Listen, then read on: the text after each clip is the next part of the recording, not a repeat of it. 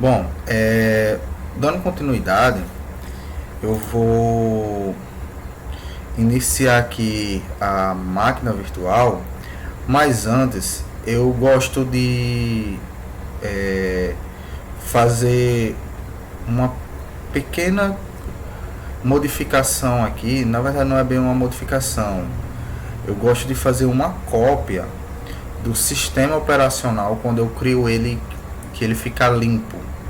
Então, por exemplo, eu vou vir aqui no nas configurações dele. Antes disso eu vou mudar aqui o nome dele para clean, limpo, porque eu deixo ele sem configuração nenhuma, ou seja, ele está limpo, e faço um clone dele, faço uma cópia dele, tá entendendo? Esse aqui vai ser o Windows Server 2016.2. Por quê? Porque se eu estiver fazendo testes e esse aqui der problema, eu corromper essa máquina, fizer alguma configuração errada, eu simplesmente excluo ela, é, e quer dizer, no caso a cópia, né? Excluo a cópia e faço outra cópia, outro clone da versão clean, né? Então eu vou dar pausa aqui quando terminar de copiar a máquina, de clonar. Não precisa você fazer isso, eu costumo fazer, ó, no Linux, ó. Tem aqui um Debian Server Clean, tem vários outros. Quando eu faço alguma configuração errada, dá problema, eu vou lá, excluo e crio de novo. Então, quando concluir, eu volto com a gravação. Bom, concluiu aqui a clonagem. Então aqui ele tá limpo. Aqui foi o clone que eu fiz, né, dessa máquina. Eu vou iniciar ela. Então, esperar aqui. Vou mudar aqui para o modo escalonado. Eu posso tirar aqui essa mensagem. Deixa eu apertar Ctrl o F. Ele vai perguntar se eu quero fazer a troca, né? Então deixa eu mudar de novo. Ctrl F. Ele faz a mudança. Então aqui em Devices, Optical Drive, aí eu posso remover o disco do drive virtual. Então quando ele iniciar, ele não vai mais. É como se eu estivesse tirando o CD, né? Quem instalava o Windows por CD sabe do que eu estou falando. Ou pendrive. Deixa eu voltar aqui para a forma que eu estava.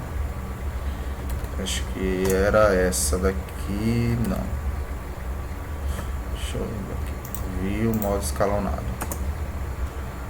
Aqui. Então, Ctrl Delete ou lá em Insert, Keyboard, Ctrl Alt Del, desculpa.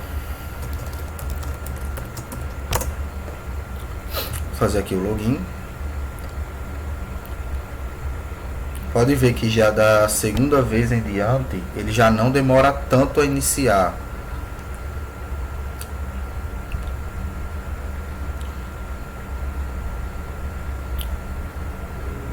Ele vai abrir o gerenciador de servidores. Essa mensagem aqui, ele pergunta se eu desliguei, se o desligamento do meu computador foi inesperado. Então, posso cancelar aqui. Beleza. A gente vai fazer algumas configurações iniciais. Vou deixar ele terminar de carregar aqui. Ele está subindo aqui os serviços ainda. Esse local server sempre ele vai estar vermelho aqui. Eu posso subir ele, mas não impede da gente fazer nada. Então esse é o dashboard. Aqui embaixo ele mostra as regras, né, e os grupos de servidores. Então, atualmente a gente só tem um servidor local, que é o próprio servidor, e um serviço aqui de armazenamento e arquivos, tá entendendo? Ele já vem também instalado por padrão. Aqui tem um menu que eu posso adicionar outras funções, algum outro serviço, adicionar outro servidor. Ferramentas são as que já vêm por padrão, ó, por exemplo aqui gerenciamento de impressoras, por exemplo, entre outras coisas. No momento, ó, aqui do lado esquerdo tem também alguns servidores que ficam.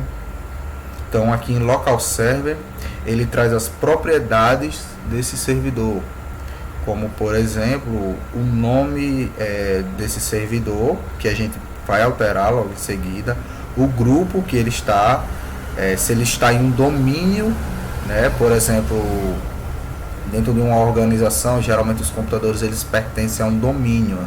O que é um domínio? Eu posso até criar um domínio aqui, esse servidor pode ser um controlador de domínio.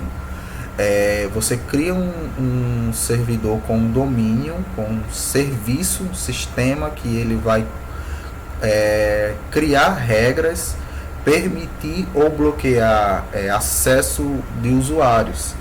Então o domínio ele permite que você faça esse controle de grupos e de usuários, né, dando permissões ou negando acesso a pastas, a arquivos e etc. Aqui, ó, firewall está ativo, gerenciamento remoto ele está habilitado, o remote desktop, né, para você acessar essa área de trabalho desktop, ele está desabilitado, que é bom que esteja habilitado para que a gente possa fazer, mas não vai ser o nosso caso agora. Os grupos de rede, a gente não vai ver o que é isso, mas é como se eu estivesse agrupando placas de rede. E aqui a nossa placa de rede física, né? Então aqui, ó, IPv4, ele está sendo atribuído esse endereço por DHCP. Então lembra quando eu disse que ia colocar lá em modo ponte, right adapter, né, o adaptador em modo de ponte. Então olha só, deixa eu minimizar aqui minha máquina virtual e eu vou abrir aqui o terminal do meu sistema e vou botar um IPA, que é semelhante ao ipconfig do Windows, que ele mostra as informações de rede. Então, se você perceber aqui, como eu estou pelo Wi-Fi, lembra que eu selecionei a placa de rede W, que começa com W, que é o Wi-Fi, ó. Ele me traz aqui várias informações desse adaptador de rede. Uma delas é o IP, ó, endereço Ethernet, ó. Então tá aqui, ó, 192.168.1.23. Então o meu IP desta minha máquina aqui física é o 23. Então aqui é o meu endereço de rede e aqui é o meu endereço de host. Então eu vou fechar aqui, vou abrir aqui minha máquina virtual e olha só, eu posso também tanto vir aqui no CMD ou no PowerShell do Windows Server. Vou abrir o CMD, que é mais amigável para a gente, né, e vou digitar o ipconfig. Agora olha só, IPv4 address, o endereço IPv4 192.168.1.11 significa que essa minha máquina virtual ela está fazendo parte da minha rede local, ou seja, ela consegue se comunicar com todos os dispositivos que estão na minha rede. Por quê? Porque o VirtualBox ele criou uma ponte. Ele criou uma ponte entre as máquinas virtuais e as máquinas da rede. Então ele é distribuído, no caso aqui da minha rede, pelo roteador. Então se eu der um IPA 23, eu vou dar agora um ping 192.168.1.11. Ele talvez não vá conseguir se comunicar, porque talvez o firewall esteja bloqueando. Mas se eu fizer o inverso, ó, vou pingar do servidor, ó, ping 192.168.1.23, ele vai conseguir se comunicar. Se eu vier aqui, allow, deixa eu ver, tá aqui um firewall, no firewall do próprio servidor, ele está bloqueando aqui o protocolo ICMP, o protocolo ping, inbound rules, ou regras de entrada, ou seja, ele está bloqueando o que está entrando aqui. Então eu vou procurar aqui, protocolo, são esses dois aqui. Eu vou habilitar essa regra aqui para ele permitir. Então deixa eu vir aqui, vou tentar de novo dar um ping. Olha agora, ele está conseguindo se comunicar com o meu servidor. Tá entendendo? Então ele está fazendo parte da minha rede local. Ele se tornou um host para o meu roteador, para a minha rede. Essa máquina virtual aqui é uma máquina física, uma máquina comum como qualquer outra. Ele não faz distinção, tá entendendo? Só que para você acessar o servidor, você tem que ele vai prover serviços. Então ele precisa ter um IP fixo. Aqui, se você perceber, ele está por DHCP, ou seja, ele está dinâmico. Possa ser que quando eu desligue essa máquina e ligue novamente, eu perca esse IP. Tá entendendo? Então ele precisa ter um nome que seja achado na rede. Então a gente vai alterar já de início esse nome, né? Vou alterar aqui e eu vou dar um nome. Eu posso dar um nome sugestivo ou posso dar um nome qualquer. Todo mundo diz que eu adoro dar nomes de planetas, né? Então eu vou dar o nome de Marte. Meus servidores, quase todos eu testo com Marte, Júpiter, Saturno. Grupo de trabalho, eu posso deixar esse mesmo, não vou alterar. Não tem problema. A gente não vai colocar ele no domínio. Ele está dizendo que para aplicar essas alterações eu preciso reiniciar o computador. Eu já vou logo de início. O correto é você fazer uma modificação e reiniciar. Fazer uma modificação e reiniciar. Mas para não ficar chato, eu já vou vir aqui, ó, Ethernet, e já vou colocar um IP fixo para ele. Então, com o botão direito, Ethernet. Se tivesse outras placas de rede, também estariam aqui. Então, Ethernet, propriedades, protocolo IPv4, e aqui, ó, obter o endereço IP automaticamente ou usar, você adicionar eles de forma estática, né, manualmente. Então, qual era o IP que estava? Era o 23, deixa eu ver, ou era o 11. É o 11, né? Vou fechar aqui, então eu vou botar esse mesmo IP, 192.168.1.11. Dou um tab, ele já me dá a máscara aqui. Onde tiver 255 é destinado à rede, onde tiver 0 é destinado a host. Então é uma classe C. Gateway. O gateway, no meu caso aqui, é o meu roteador. Então é o endereço do meu roteador.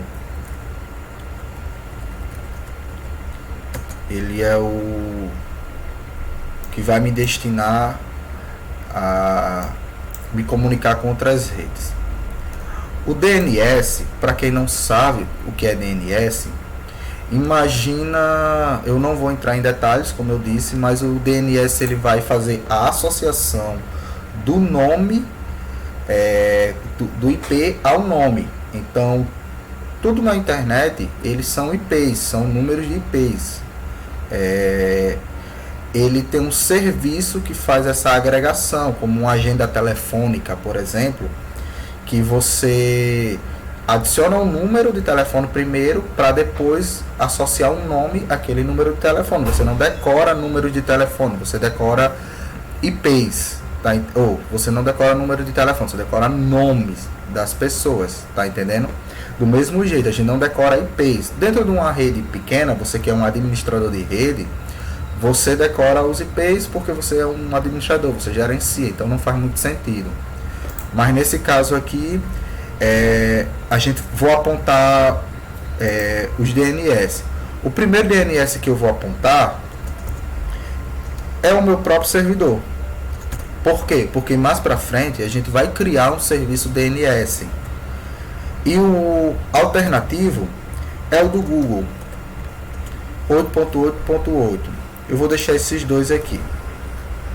Não é um padrão, não é uma regra você seguir essa configuração, mas que pelo menos, no mínimo, você altera o nome do servidor e coloca um IP fixo. Servidor tem que ter IP fixo, ok? Então deu um ok aqui, fechar.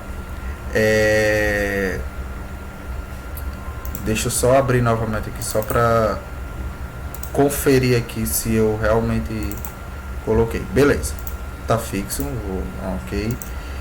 E vou reiniciar o meu servidor. Quando eu reiniciar, já posso, deixa eu fechar aqui o gerenciamento de servidores. Já posso fechar aqui, reiniciar. Vou reiniciar. Enquanto ele reinicia, como eu havia dizendo, o servidor ele vai ser o principal ou um dos principais computadores, né, hosts na sua rede.